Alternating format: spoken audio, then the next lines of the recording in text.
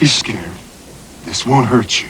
And my first question is, how do you see the relationship of Benton to Yates, the brigadier and the doctor? Well, I would like to say at this moment that I think the relationship between you and I, with what you've got on, would be possibly more interesting than the relationship that I had with Captain Yates. However, how do I see it? Well, I saw it as a format. Robin, because there is a brigadier, there was the captain, and then the sergeant. I always knew my place because John Levine is a working-class actor. Well, I'm a working-class man, so I'm a working-class actor.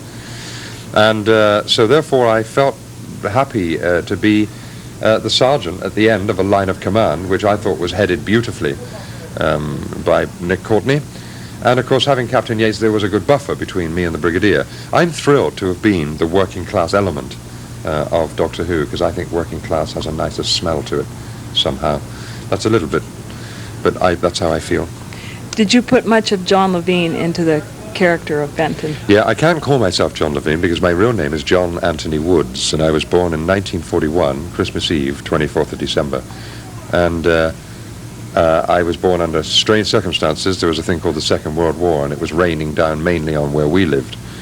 So, you know, I had an exciting beginning, really, because there was an energy in the air, because slaughter and murder does create lots of newspaper items and things. So my whole feeling about it was that, you know, you are what you are, you come from where you are, and you very rarely change. So what I'm saying is they couldn't have put me in a better part. Where was the strangest place you were recognized as Benton? That's a wonderful question, Robin. About 15 years ago, I was going up the M1 in London, out of London, to go to Birmingham to do a convention for a cancer hospital. And I lost my way. And I said to my wife then, I'll stop on this big motorway construction. And it was 9:30 at night. It was raining. I could hardly see the pavement. And we were on the top of this high motorway. It's called Spaghetti Junction, and it's endless. And I walked over, and these two guys were repairing a light, and it was raining, and I said, excuse me, I mean, I know you really need someone to ask you the way to Birmingham when you're standing 400 feet above and they turned around and said, you're Sergeant Benton from Doctor... I nearly fell down. It was ridiculous that they should know. It's impossible that they should... And they saw me, and I felt so... See, like, yeah, hey, how many Californians does it take to change a light bulb? 25. Yeah, 1 to change the light bulb and 24 to enjoy the experience. This is, by the way, those of you that are watching, this is the 5th day I've been here. We have just finished. Let's get the time perspective right. The reason we're all a little like this is because it has been a tough show, but that's what it's all about. Well, what do you think about the popularity of Doctor Who in America? Oh, I think it's growing, and I think it should, because anything that portrays good over evil must have a good chance. You see, evil may be a good thing and we don't know it. I mean, I really don't... Well, you know, there's been so many wars and so much cruelty, and we kill animals and things. We good people like... we may get it, we may have it wrong. Maybe you don't know that when you die, being good, they may turn around and say, you bastard. We could have been doing all this, and so what I'm saying is it's so huge, this planet, and all the things in the universe, I don't even know where to start. But I know one thing. If somebody said to me 25 years ago, when I was a young 25-year-old, and they'd said, hello, John, you're going to change your name to John Levine, and you're going to end up playing a character called Sergeant Benton, having played a Yeti and a Cyberman, and you were going to end up in a show that was going to run for 25 years, and that you'd be sitting in an interview room like this with the most professional video team I've ever seen. Would you come back to Doctor Who if asked? How about tomorrow morning at 9 o'clock? Oh, you mean, sorry, back to Doctor Who. I thought that came in my ear as San Jose. That was weird. Yes. Oh, yes. Any conditions? Yeah, it would have to be good.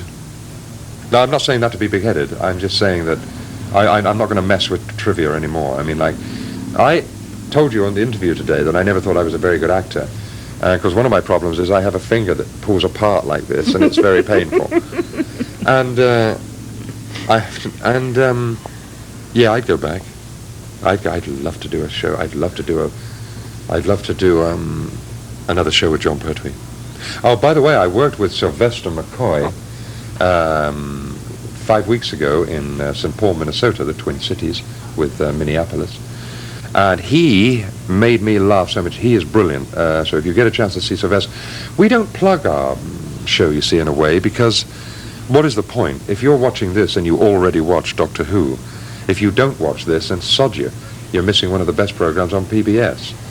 I don't say that because I'm in it. I'm saying it because PBS put out the best programs in the world, because they're not run by commerciality and greed and cocaine. Are we allowed to say words like that on this television station?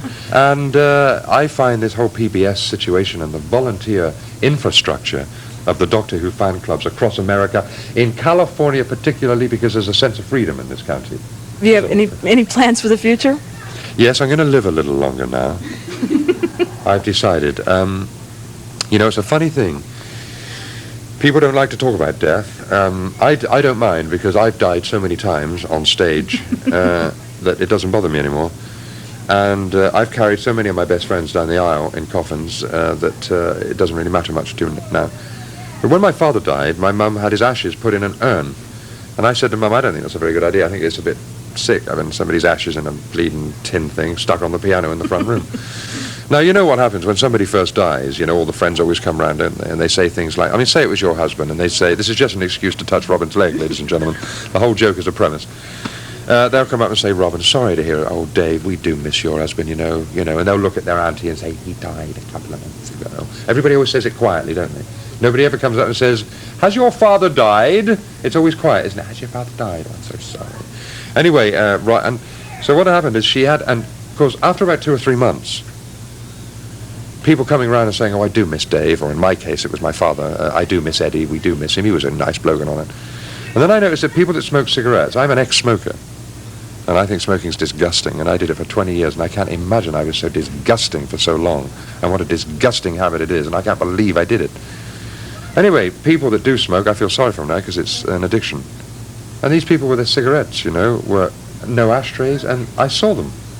And they weren't, and in the end, they saw the urn, and they're like flicking ash into the urn. And like 5 minutes before they were, nobody's looking, stick it in, they're like dog ends in my dad's body. I mean, it's ridiculous. Anyway, I just thought that was quite funny. And my mum was in there about 3 months later.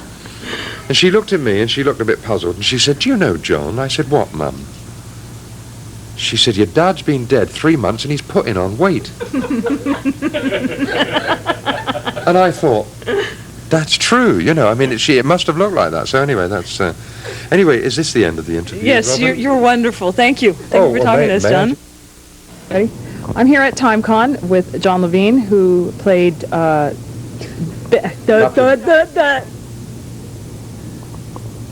I'm here at Timecon with John Levine, who played in Doctor Who as... I did it again.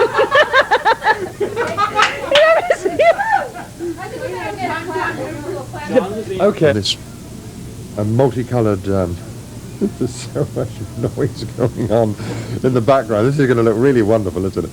No, I don't mind. I think it adds character, you know. I mean, I don't mind if you don't. I'm so glad the camera's switched off now. Wouldn't it be awful if you could hear all this? We have the designer of the tripod on our right here, a young lady who has given up her career in modeling to do tripod work, and she showed us her talent tonight. It was brilliant. And of course the cameraman here, he has a reputation which is second to none. He has never, ever been known to forget a piece of equipment or a battery, which is why these interviews are so successful. And I think it's a credit, and I'm going to ask Robin the cameraman's name. Excuse me. Robin, what is the cameraman's name? Patrick. Patrick, he's gone now because he's very highly paid, and he's gone to another job, and he's just left this camera running. But he's one of the most trustworthy... forget? He doesn't know the word forget. Anyway, his professionalism is accepted, and it's wonderful to be here.